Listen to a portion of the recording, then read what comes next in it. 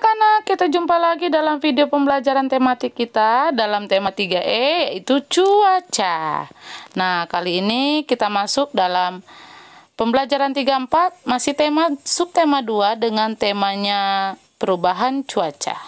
Oke, nah ketika kemarin kita sudah mempelajari atau membahas gerakan keseimbangan dengan gerakan memutar dengan dua cara. Nah, di pembelajaran 4 halaman 60 kita akan melihat, nah, satu kaki dengan lengan direntangkan dan satu kaki dengan lengan diangkat ke atas, ini adalah untuk pembelajarannya, untuk latihannya.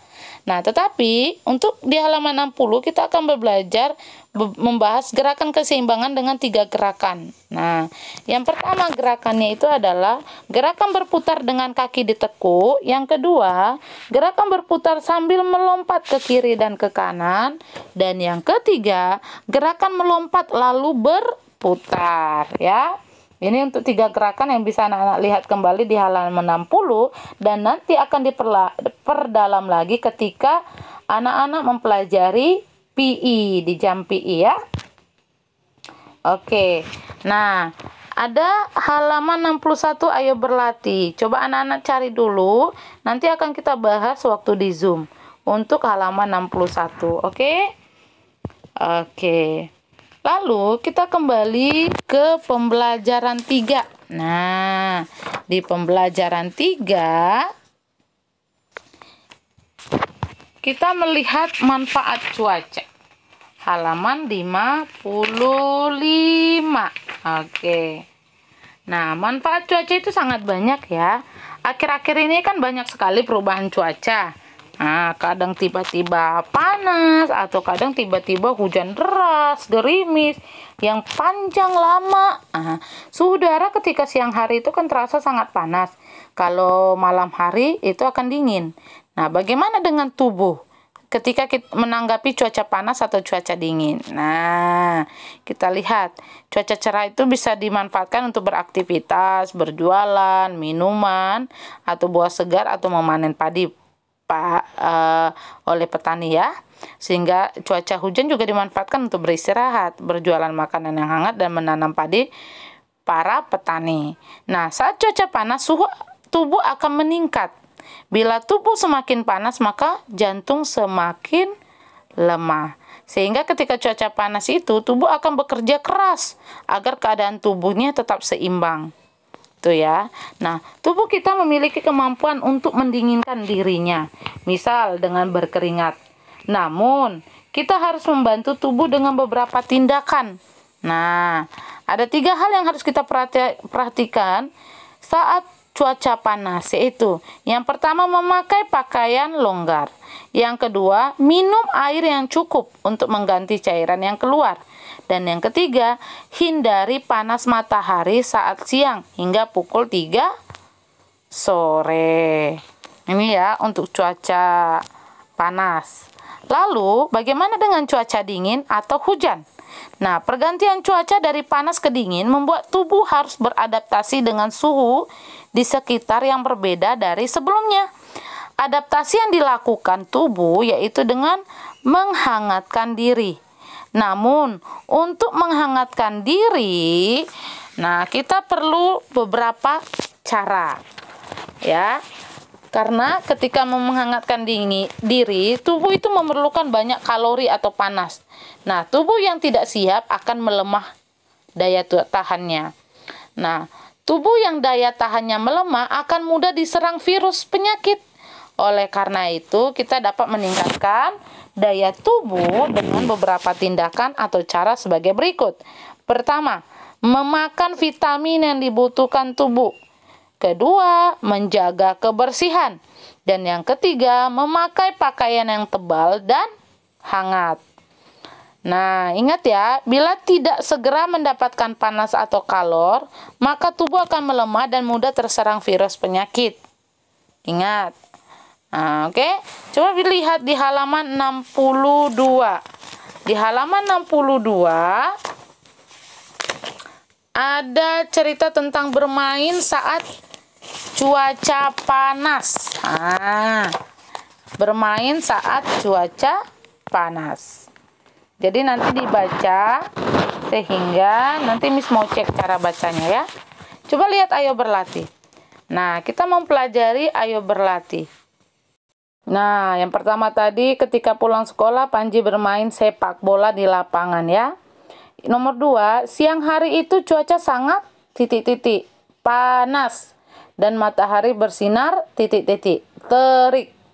Nomor 3, anak-anak bermain dengan titik-titik semangat. Nomor 4, di perjalanan pulang kepala Panji terasa titik-titik pusing. Nomor 5, Arga memberikan titik-titik kepada Panji saat beristirahat di titik-titik. Nah, Arga memberikan botol minuman kepada Panji saat beristirahat di rerumputan. Ini ya. Nah, kita masih di manfaat cuaca. Ini cuaca dingin tadi ya. Ada 3 cara tadi untuk cuaca dingin. Makan vitamin, menjaga kesehatan, dan memakai pakaian tebal. Nah, bila ini terserang virus penyakit ya. Nah, lalu dampaknya. Nah, apa sih dampak perubahan cuaca pada tubuh manusia? Nah, dari cerita yang sudah kita baca tadi, dari cerita itu kita dapat dijelaskan bahwa cuaca tidak bersahabat. Suhu udara saat siang hari sangat panas, tetapi malam hari itu terasa dingin. Nah, itu memiliki dampak kepada tubuh kita. Nah, apa dampaknya? Yaitu kita akan mudah atau rentan terserang dengan penyakit. Apa saja itu? Pertama, flu. Siapapun yang memiliki kondisi tubuh yang lemah atau kurang sehat, itu dapat terserang flu. Penyakit ini mudah disembuhkan, yaitu dengan